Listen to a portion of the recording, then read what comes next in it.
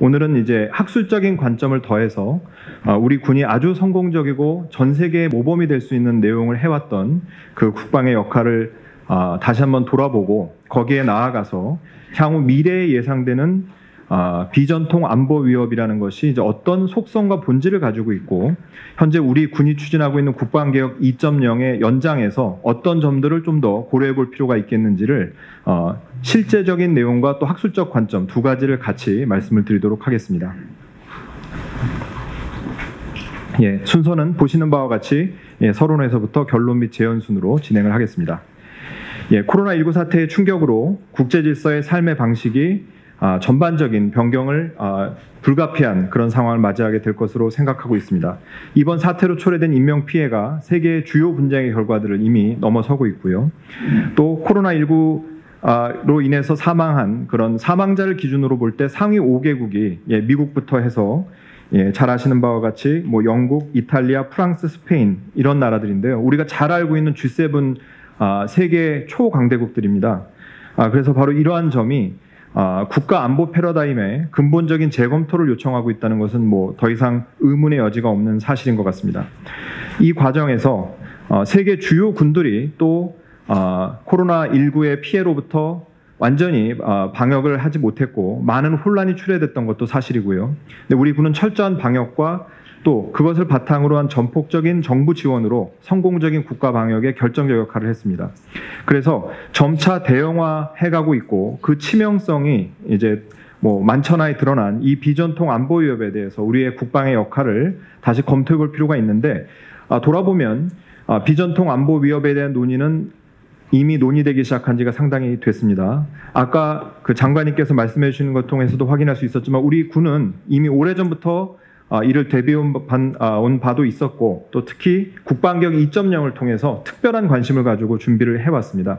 그러나 앞으로 예상되는 비전통 안보 위협은 또 다른 모습의 그런 안보 위협들도 예상이 되고 있고 또 우리 국방 관점에서 이 위협에 대한 대응을 어떻게 할까에 대한 부분은 뭐 학술적이나 실무적으로나 논란의 여지가 아직 존재하고 있는 것은 사실입니다. 그래서 우리가 이 시점에 다시 한번 이러한 점들을 명확히 정리를 해보고 앞으로 발전 방향을 다듬는 것은 뭐 개념적 차원에서나 실제 정책 차원에서 유의미한 일이라고 하겠습니다. 먼저 코로나19 사태 하에서의 국방의 대응과 기여를 한번 돌아보려고 하는데요. 크게 두 가지로 나눠봤습니다. 먼저 군내 방역입니다. 군내 방역을 실패할 경우에 국가 안보의 근간이 되는 우리 군의 방위 태세가 흔들릴 수 있기 때문에 그것이 역시 비전통 안보 위협에 대한 우리 국방 대응의 역할에 있어서 중요한 그런 역할로 대두가 되었다고 생각을 합니다. 이미 너무나 잘 아시고 계시겠고 또 장관님 말씀에도 언급이 됐습니다만 우리 군은 사실은 생각해보면 대규모 인원이 밀집된 공간에서 단체 생활을 영위하는 그런 집단이기 때문에 이런 감염성이 높은 감염병에 아주 취약한 집단입니다. 그런데 이것을 성공적으로 방역을 했기 때문에 우리 국가의 방위 태세에 문제가 없었고 또 지역사회 감염에 오히려 전파자 역할도 할 수 있었는데 그러한 위험을 극복을 하고 오히려 민간과 정부의 노력을 지원하면서 성공적 국가 방역에 중추적 기여를 했던 것입니다. 그런 점은 뭐 높이 평가돼야 된다고 생각하고요. 지금 표에 보시는 바와 같이 5월 말 기준으로 한 집계라 다소 숫자의 차이는 있겠습니다만 우리 군의 규모를 생각할 때 가히 정말 경이적인 그런 기록이라고 생각을 합니다. 세계 주요국의 군이 군내 방역에 실패했던 점을 우리가 볼 수 있었습니다. 따라서 이러한 우리 군의 방역의 성공은 대단히 평가할 만한 일이라고 생각되고요. 특히 우리 군은 이 방역과 더불어서 향후 발생할 수 있는 다양한 상황 속에서 특히 현행작전 수행의 필수 지휘소들 또 핵심 전력에 대한 고강도의 감염 차단 대책을 수립 시행을 했습니다. 그러니까 우리 군이 이 앞으로 발생할 수 있는 코로나 사태가 어느 정도의 규모와 심각성으로 나타나게 될지를 완전히 확신할 수 없는 상황에서도 가장 중요한 지점이 되는 이런 현행작전 수행 능력, 대비 태세 이런 것들을 이제 지켜나가는 것을 최우선의 과제로 놓고 특히 일반적인 방역 조치보다도 더욱 높은 방역 대책을 수립해서 시행을 했고요. 또 폐쇄에 대비해서 이런 핵심적인 분야들의 폐쇄에 대비해서 여러 가지 긴급 대책들 대체 운영 방안, 예비 지휘소나 부대나 전력을 사전에 설정해서 체계적인 대응 방안을 수립해 두었습니다. 또 이 사태가 장기화되면서 훈련 공백이 발생할 수가 있었는데 이에 대한 대응하기 위한 다양한 방안을 마련해서 방역 대책을 철저히 준수하면서도 우리의 군의 대비 태세를 유지할 수 있는 창의적인 방안들을 여기서 일일이 언급은 안 했습니다만 자료집에 상세한 내용들을 기록을 해두었고요. 성공적으로 시행을 해왔습니다. 그래서 민간인이 접촉하지 않는 상태에서 야외 전술 훈련이나 사격 훈련을 실시했고 여러 가지 기준을 가지고 연합 연습이나 해외에서 훈련도 소화를 해왔습니다. 두 번째로는 우리 군의 코로나19와의 대응으로서 정부와 민간 지원입니다. 말씀드렸던 대로 이 정부와 민간에 대한 지원은 아까 보건복지부 장관께서 말씀해 주신 대로 우리 국가 방역의 성공에 어떤 중추적 역할을 수행을 했는데 그것은 다시 한번 강조드립니다만 군내 방역이 성공했기 때문에 가능했던 것이죠. 이 국방과 우리 군의 정부와 민간에 대한 지원도 몇 가지 분야로 나눠서 한번 살펴봤습니다. 먼저 사태 초기 단계부터 이 부족했던 여러 의료 인원에 대한 지원을 위해서 교육과 훈련에 관한 그런 기준들을 탄력적으로 운영을 하면서 지금 표에서 보시는 바와 같이 이미 잘 알고 계시겠지만 전반적인 그런 지원을 해왔고요. 그리고 보건당국이 심각 단계로 격상을 하는 그 상황에서 다른 어떤 부처보다도 먼저 전시에 준하는 상황으로 사태를 규정을 하면서 연 인원 이미 이 수치는 지금 5월 말 기준입니다만 20만 명 이상의 21만 명의 그런 인원들을 지원을 해왔습니다. 그래서 우리가 사회 곳곳에서 만날 수 있고 볼 수 있었던 것처럼 공항과 항만 등의 검역소 그리고 유증상자 격리시설, 다중 밀집시설에서의 발열 체크, 일일이 다 말할 수 없을 만큼 마스크 제작부터 물류센터로의 포장 또 약국에서의 판매 이 모든 것들이 신속하게 이루어지지 않았다면 많은 혼란이 초래됐을 텐데 그 현장에 부족한 일손들을 우리 군이 솔선수범해서 지원을 했습니다. 그리고 의료진과 방역인원에 대한 방호복, 마스크 그리고 자가격리자 물품 이런 부분들에 대해서 적시 수송을 위해서 인원 지원만이 아니라 트럭과 수송기라든지 여러 가지 장비 그런 것들을 지원을 해왔고요. 또 병원과 고속터미널과 같은 유동인원이 많은 취약시설 그리고 도로에 대한 방역 이런 부분에 대한 소독기나 제독차와 같이 장비 지원 이런 데서도 대규모 인력과 자원을 동원한 그런 기여를 해왔습니다. 또 국군 화생방 방호사령부는 잘 아시겠습니다마는 화생방 상황에서의 우리의 전투 대비 태세를 준비해온 그런 조직인데 특별한 그런 장비들 그리고 기술 능력을 가지고 역량을 가지고 대구 경북 지역 가장 위태로웠던 그런 순간에 집중적인 지원을 했고 생활 속 거리두기로의 전환한 후에도 등교 준비를 위한 학교 지원이라든지 유치원이나 도서관, 생활체육시설에 대한 적극적인 지원과 같은 것들을 앞장서 나왔습니다. 그 외에도 질병관리본부의 즉각 대응팀이나 신용보증재단의 행정 업무 역시 코로나 회복 이후에 일상으로의 이렇게 돌아가는 그런 과정에서 성공적인 어떤 국가의 전반적인 회복을 위한 지원에서도 앞장서 왔고 농촌에서 이제 외국인 노동자들이 유입이 안 되면서 많은 일손 부족이 있었는데 과거에 이미 해오던 것을 그건 당연히 할 뿐만 아니라 더욱 확대해서 일손 부족을 지원을 했고 예컨대 군 급식 구매 같이 이런 부분들을 더 확대 적용을 해서 지역 경제 활성화에도 기여를 해왔습니다. 그리고 잘 아시는 바와 같이 2개 국군병원을 비롯한 군 시설의 신속하고 체계적인 지원을 통해서 초기 단계에서 확진자들에 대한 치료나 이런 지원들이 절대적인 그런 규모로 필요할 때 우리 정부나 민간으로서도 감당할 수 없는 그런 부분들을 군의 이런 의료시설 지원을 통해서 지원을 했고 또 우한 규민 수송을 위한 임시시설 제공 그리고 군 이동진료소를 아주 빠른 시간 내에 대규모로 설치해서 임시 생활시설로 제공을 했으며 아까 장관님 말씀에서도 언급이 됐습니다마는 여러 가지 우리 군 자체가 보유하고 있었던 의학과 관련된 그런 역량들을 활용해서 검체 취합 검사법이라든지 여러 가지 웹 서비스 이런 부분에 있어서도 아주 전방위적인 전폭적인 지원을 했습니다. 또 해외 격리 중인 재외국민 보호를 위해서 우리 군내에서 응용하고 있었던 화상 의료 상담 같은 것들을 아주 선제적으로 또 선진적으로 사회보다도 오히려 더 앞서서 실시를 했고요. 이와 같은 우리 군의 전반적인 대응 그리고 기여 한번 중간 평가를 해보자면은 우리 군의 규모를 고려할 때 정말 놀라울 정도의 성공적인 방역 성공이 있었고 또 그런 것들을 기초로 해서 우리 국가의 방역에 진짜 절대적인 기여를 했는데 이러한 것을 전체적으로 평가해보면 군 당국의 또는 국방 당국의 신속하고 선제적인 어떤 결정 그리고 조치들 그리고 체계적이고 효율적인 이행 능력과 여러 가지 제도들이 뒷받침이 있었다고 평가가 되고 특히 장관님을 비롯한 고위 의사결정자들을 포함한 전 장병의 헌신적인 참여와 그런 희생의 결과였다라고 평가를 할 수 있겠습니다. 특히 코로나19가 대단히 짧은 시간 동안에 우리가 예상하지 못했던 방식으로 발생을 했기 때문에 사실 어떻게 보면 전시와 비슷한 그런 상황이 발생했었습니다. 그때 우리 군이 보여줬던 체계적인 움직임과 대규모 인력의 아주 효율적인 대응은 간접적으로 우리 군의 높은 전투 준비 태세를 확인할 수 있는 기회도 됐다. 이렇게 평가를 할 수 있겠고요. 또 이 부분은 제가 그 자료집에 있는 내용을 말씀드리고 있습니다. 그리고 이번 이 코로나19 사태를 통해서 이미 여러 가지 그 높은 성과를 보였습니다만 지금 우리가 현 시점에서 비대칭 안보 위협의 본질과 속성을 다시 한번 좀 진단을 해보고 현재 국방개혁 2.0에서 추진하고 있는 내용을 평가해볼 필요는 있다. 그러한 관점에서 앞으로 좀 더 이론적 관점의 설명을 좀 드리도록 하겠습니다. 먼저 안보 위협 확대 현상의 본질과 현황을 좀 말씀드리려고 하는데요. 지금부터 설명드릴 점은 아까 모두에 말씀드린 바와 같이 이미 이 비전통 안보 위협이라는 것은 우리가 익히 알고 있는 바와 같이 1990년대부터 논의를 해왔던 개념입니다.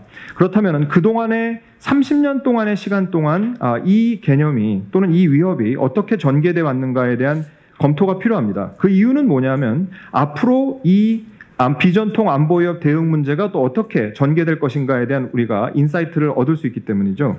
그래서 대략적인 설명을 슬라이드를 중심으로 드리겠습니다만은 제가 이제 전체적인 설명을 요약해서 저희 자료집의 21페이지에 지금 화면에 보시는 그림인데요. 이 그림이 좀 다소 작기 때문에 자료집 21페이지에 이렇게 정리를 해둔 그림이 있습니다. 1990년부터 10년 단위로 우리가 겪어왔던 여러 가지 사건들 속에서 이 비전통 안보 위협 개념 또는 전통 안보 위협 개념과 관련된 주요 개념들이 어떻게 전개돼 왔고 그것이 상호 간의 관계가 어떤지 하는 것이죠. 그래서 우리 국방이 결국은 전통 위협과 비전통 위협에 입체적으로 대응해 나가는 것을 우리 국방개혁 2.0의 목표로 삼아야 되는데 그것의 중점을 어떻게 개념적으로 우리가 설정할 것인가에 관한 문제를 좀 말씀드리도록 하겠습니다. 사실은 안보 개념 확대 자체는 1980년대부터 논의가 됐습니다. 그러니까 우리가 일반적으로 알고 있는 1990년대 이전에 이미 시작이 된 바가 있는데요. 그 당시에 이제 데탕트 시기 그리고 미국을 중심으로 한 그런 국제 자본 그룹이 세계화의 전초에 해당하는 현상들이 있었기 때문이죠. 그러나 본격화된 것은 물론 냉전 시기입니다. 냉전의 붕괴와 더불어 시작된 그 탈냉전 시기인데요. 그 그림에서 보시면 좌측 하단에 그 1번으로 되어 있는 사항입니다만 냉전이 붕괴되면서 국가 중심의 어떤 재래식 전쟁이나 핵 전쟁의 위협은 상당히 감소됐습니다. 그 결과 국가가 사회에 대해서 가지고 있었던 그런 통제력도 상당히 완화된 측면이 있었는데 그러면서 첫 번째 발생했던 문제가 국가 내에서 이렇게 억압돼 있었던 민족적인 갈등 구조가 발현되면서 여러 가지 민족 분규들 그래서 그러한 지역 분쟁에 주요 선진국들이 개입해서 그 분쟁을 완화시키고 또 거기서 자행들이 인권 같은 것들을 이제 소호해야 하는 그런 임무들이 이제 제기가 되었었던 것이죠. 그리고 세계화를 통해서 전 세계적인 그 상호 의존이 확산되고 또 과학 기술이 확산되고 여러 가지 그 정보의 교류나 이런 것들이 활성화되면서 어느 한 지역에 발생했던 문제가 다른 지역으로 퍼져나가고 그 사태의 규모는 기하급수적으로 증대가 됐습니다. 그래서 어느 한 지역에서 발생했던 사태를 그 나라만의 문제로 이렇게 방치할 수 없는 그런 상황이 발생했죠. 바로 이와 같은 상황에서 나타났던 것이 이제 비전통 안보 위협 개념이 되겠습니다. 그리고 이런 전통 안보 위협은 여전히 중요하기 때문에 비전통 안보와 전통 안보를 포괄하는 여러 가지 우리가 국가 안보를 위협한다고 할 수 있는 요인들을 함께 담아낼 수 있는 그런 개념으로서 이제 포괄적 안보 또는 포괄 안보라는 개념이 도출이 되었고요. 특히 전통 안보와 달리 비전통 안보는 아까 말씀드렸던 대로 다른 나라에서 발생한 안보 위협을 해소하는데 우리가 기여함으로써 우리에게 확산되는 걸 막는 그런 것이 가능하고 또 여러 가지 국가 간의 협력을 통해서 달성될 수 있는 부분이 있기 때문에 안보라는 것이 사실 어느 한 국가의 노력에 의해서 달성되는 것이 아니라 공동의 노력으로 달성될 수 있다는 어떤 공동 안보 개념이나 협력 안보 개념이 제시가 됐었던 것입니다. 그리고 나아가서 가장 궁극적인 일종의 완성형 개념이랄까요? 사실은 현 시점에서 보면 대단히 좀 이상적인 면도 있습니다만 바로 인간 안보라는 개념이 제시가 되는데요. 이 개념의 특징을 간단히 살펴보면 국가 안보라는 것은 한 국가가 자기의 영역 내에 있는 국민을 보호하는 것이죠. 근데 인간 안보라는 것은 이제 국가를 넘어선 인간에 대한 보호를 말하는 것이고 그것은 두세 가지 정도 전통 안보와는 차이가 있습니다. 즉 해당 국가에 의해서 그 국민이 보호되는 것만이 아니라 다른 국가나 국제기구에 의해서 보호되는 것을 염두에 둔 개념이기도 하고요. 또 한편으로는 해당 국가에서 그 국민이 오히려 착취당할 수 있는 상황도 염두에 둔 개념이기도 합니다. 또 그것뿐 아니라 여러 가지 보건안보나 우리가 알고 있는 식량안보와 같이 단순히 위협을 차단하는 것만이 아니라 발전이나 여러 가지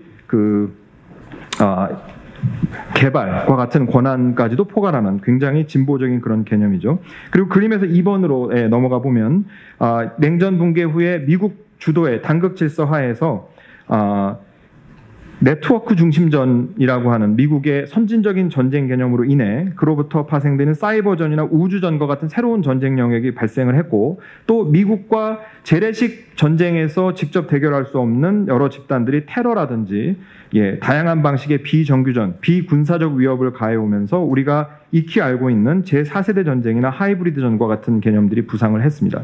사실은 이러한 전쟁 개념은 2000년대 초반에 나왔다가 지금 다시 부각되고 있는데요. 그 이유는 중국과 미국 사이에 패권 경쟁이 심화되는데 중국 역시 미국에 대해서 재래식 분쟁에 있어서 열세에 있기 때문에 우리가 익히 알고 있는 삼전이라든지 그 외에 여러 가지 형태의 그 비대칭 전쟁을 포함한 하이브리드전 개념을 가지고 바로 미국과의 대결에 적용할 것으로 예상되고 있고 또 많은 군사 전문가들은 미국의 동맹이나 우방국들을 압박하는 수단으로 바로 중국과 같은 국가 또는 러시아와 같은 국가들이 이러한 전쟁 개념을 활용할 것으로 생각되고 있기 때문에 우리가 알고 있는 전통 안보, 즉 군사 위협으로부터 국민을 지키는 안보 개념만으로는 미래의 군사 안보 위협도 정확하게 대응할 수 없다는 점을 확인을 하게 됩니다. 지금 대략적으로 시간 관계상 제가 이렇게 생략하면서 말씀을 드렸는데요. 이제 3장으로 넘어가서 비전통 안보 위협의 확대와 국방의 역할 관련해서 국방 역할의 확대 당위성과 필요성을 정리해 보도록 하겠습니다. 먼저 저는 지금 이 시점에서 우리는 국방의 역할을 비대칭 안보 위협 또는 비전통 안보 위협의 분야로 확대해 나갈 필요가 있다고 생각을 합니다. 특히 이제 당위성 관점에서 오늘날의 이런 비전통 안보 위협의 심각성을 고려해 볼 때는 이에 대한 어떤 효과적 대응 없이 국방의 본연의 임무인 국가안보 보장도 어렵다는 것이죠. 그리고 두 번째로는 이런 비전통 안보 위협에서 군과 국방 체계를 보호하지 못하면 역시 국가안보를 보장하기 어렵기 때문에 우리 군과 국방이 비전통 안보 위협에 적극적으로 대응해야 된다고 봅니다. 그리고 마지막으로는 방금 말씀드린 바와 같이 현대의 군사 위협 자체가 다양한 형태의 비군사 영역으로 이렇게 확산이 되고 있기 때문에 이에 대해서 효과적으로 대응해서 국가안보를 보장하기 위해서도 역시 비전통 안보 위협에 대한 적극적 역할 확대가 필요하다고 봅니다. 두 번째는 이제 필요성 차원인데요. 현재 이런 위협들은 그러니까 비전통 분야에서 위협들은 점차 대형화되고 가고 있고 복잡화되고 있습니다. 그런데 민간 영역에서 이런 대형화된 위협에 대응하기 위한 유유 인력을 평시에 운영하는 데는 한계가 있기 때문에 바로 이런 위기에 대응하는 것을 본질로 하는 군이 이에 대응할 필요성이 점차 증대되고 있다고 생각되고요. 또 오늘날의 안보 위협 속성, 아까 장관님 말씀에 나왔습니다만 거대한 산불, 지금 우리가 보고 있는 것 같은 감염병들 모두 초기에 골든타임 내에 충분한 인원을 동원하고 매우 효과적이고 효율적으로 움직여서 대응할 필요성을 제기하고 있습니다. 이런 것들도 전부 우리 군이 할 수 있는 일이고 사실상 다른 조직으로부터 기대하기 어려운 일들이죠. 그리고 고도의 혼란과 위기하에서 효과적인 의사소통과 지휘 통제를 요구하고 있기 때문에 역시 우리 군의 역할 확대가 요구되는 부분이고 또 우리 군의 입장에서도 미래의 안보 위협에 효과적으로 대비하기 위해서는 국민의 지지와 신뢰가 필요한데 국민에게 다가가는 그런 국방의 위상을 확립해야 된다는 점입니다. 다만 학문적인 차원에서도 비재팅 안보 위협에 대한 대응 그리고 또 국방의 역할에 대해서 논란이 있습니다. 안보 개념을 무한히 확대하는 것에는 어떤 잠재적 위험성도 있다는 것인데요. 제가 이제 그러한 여러 가지 제출된 개념들의 현 상황을 그림으로 한번 표현을 해봤습니다. 지금 이제 좌측의 상단에서 보시는 바와 같이 전통 안보와 비전통 안보가 있고 그 두 가지를 포괄해서 이제 포괄적 안보라는 개념으로 우리가 개념화하고 있습니다. 이 비전통 안보라는 것은 점차 확대되고 있습니다. 그러니까 어떤 위협이 국가 안보를 위협할 수준이 되는 현상이 계속 확대되고 있기 때문에 비전통 안보 영역은 지금 이 순간에도 확대가 되고 있다고 생각을 합니다. 그리고 전통 안보 위협 자체도 이제 비전통 안보 위협 분야로 확대가 되고 있죠. 그러나 이 비전통 안보 위협에 있어서 그 하단에 보시는 바와 같이 어떤 이념적 지향성으로서의 인간 안보 그런 개념들, 그리고 학문적인 논의 영역에 여전히 남아 있는 것들, 그리고 정책 영역에서 우리가 이것은 국방정책 차원에서 대응할 필요가 있다라고 말할 수 있는 그런 영역은 또 일정한 구분이 가능한 영역으로서 존재한다는 것이죠. 그래서 사실은 지금 이 시점에 우리가 어떤 수준의 비전통 안보 위협까지 우리 국방과 군의 역할을 확대해야 될까를 일률적으로 답하기는 어렵습니다. 사실 우리 현재의 현행의 법 체계를 보면 제가 연구자로서 개인적으로 판단하면 오늘 다 발표를 드리기는 어렵겠습니다만 이 자료집에는 제가 적시를 해두었는데요. 현재의 수준은 대략 한 20년 정도 전의 개념으로 현재 법 체계가 설정이 돼 있습니다. 그래서 아까 장관님께서도 언급해 주셨습니다만 우리 국민이 이번 사태를 경험을 하면서 우리 국방에 보다 확대된 역할에 대한 공감대 형성을 해 주셔야 된다고 생각하고, 또 우리 국방이 이 비전통 안보 위협에 대한 우리의 역량 그리고 이런 기여에 대해서 적극적으로 홍보를 해 나가면서 또 국민적 공감대를 형성해 나가는 데도 역할을 해야 된다고 봅니다. 그리고 마지막으로는 사실 오늘 이 상황이 제가 좀 이 발표를 통해서 말씀드리려고 했던 점을 좀 잘 보여주고 있다는 생각도 드는데, 미래에는 이 비전통 안보 위협과 전통 안보 위협이 동시에 발생할 수도 있다는 것이죠. 사실 우리가 지금 이제 북한과의 군사적 긴장 상태가 좀 높아진 상황인데 바로 그런 미개척 영역들이 여전히 남아 있기 때문에 지금 현재 정말 성공적으로 추진해온 국방개혁 2.0은 이미 자기 증명이 됐다고 봅니다. 이번 사태를 통해서 그 방향성이 옳다는 것이 보여졌고 앞으로 그 방향대로 잘 추진해 나가면 된다고 생각합니다만 여전히 이렇게 비전통 안보 위협이 확대되고 있다는 점, 그리고 전통 안보 위협과 비전통 안보 위협이 동시에 발생하는 그런 복합 위기와 같은 그런 미개척 영역에 대해서 더 적극적으로 연구해 나갈 필요가 있다는 점 말씀드리면서 발표 마치도록 하겠습니다. 감사합니다.